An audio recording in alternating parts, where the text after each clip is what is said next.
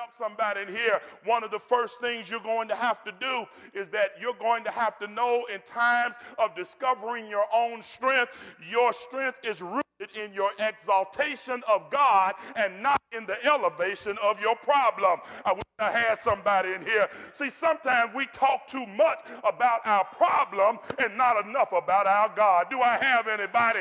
You need to learn how to quit glorifying your trouble and glorifying the problem and start lifting up your God. Here's what David said. David said, look, who is going to stand up to the person that tries to defy the armies of the presence of God? You express the presence of God. You evoke the presence of God. Here's how do you do that. See, invocation is when we cite and appeal for the Spirit of the Lord to show up.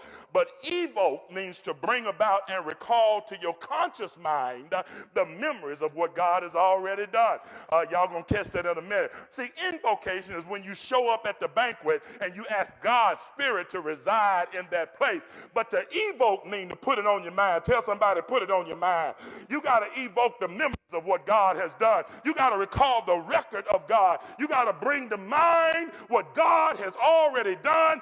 David reminded himself and the people around him that this uncircumcised, your strength is rooted in the exaltation of God, but it's also rooted when you evoke the presence of God. You got to learn how to evoke the presence of God. You got to learn how to remember what the Lord has done. But you got to also recall your strength is flourishing when you rehearse your experiences with God. Here's what David did. David said, look here, I've been here before. I had to fight a lion one time.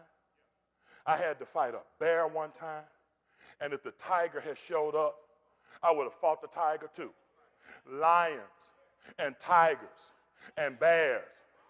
I wish somebody at the house would help me today. See, in other words, he said, I'll fight whatever shows up. And I'll fight it in the name of the Lord, because ain't nothing gonna come and make my God look bad, because my God will stand up in me if I stand up for him. Now, I ain't going out doing nothing crazy. Tell somebody you ain't doing nothing crazy. Amen.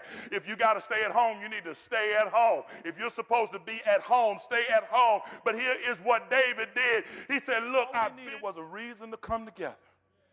All we needed was a reason to figure out that we're not weak, we're strong. We're Memphis strong. We're FBC strong. We are, let the weak say, I am strong. I figured out that no matter how poor I am, I'm rich in the Lord. I figured out that this won't be the one to solve it, or that won't be the one to solve it, but we will be the one to bring it to happen. It won't be the city or the county.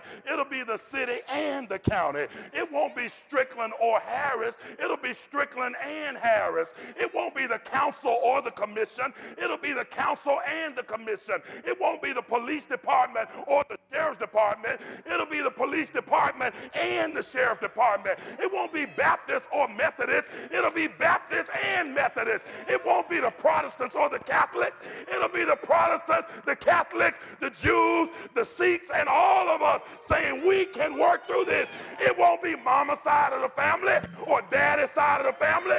It'll be the family. It won't be the black community or the white community. It'll be the community. It won't be the young or the old. It'll be all of God's children. It won't be the millennials or the boomers. It'll be me and you working together.